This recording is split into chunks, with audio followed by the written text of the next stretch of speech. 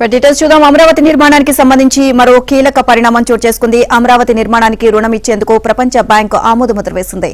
6,750 కోట్ల రుణం ఇచ్చేందుకు బ్యాంకు పాలకవర్గం గ్రీన్ సిగ్నల్ ఇచ్చింది. ఇప్పటికే 6,850 కోట్ల రుణం ఇచ్చేందుకు ఆసియా అభివృద్ది బ్యాంకు ఆమోదం తెలిపింది.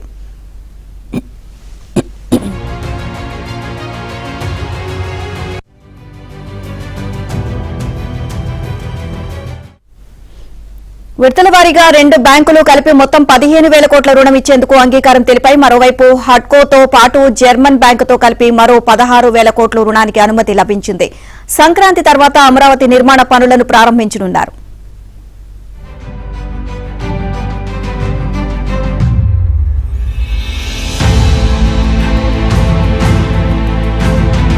ఇప్పటికే 6,850 కోట్ల రుణం ఇచ్చేందుకు ఆసియా అభివృద్ది బ్యాంకు ఆమోదం తెలిపింది.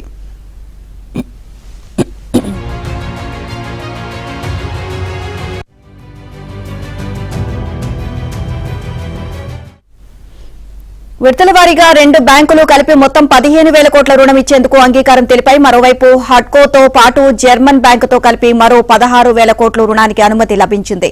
సంక్రాంతి తర్వాత అమరావతి నిర్మాణ పనులను ప్రారంభించనున్నారు.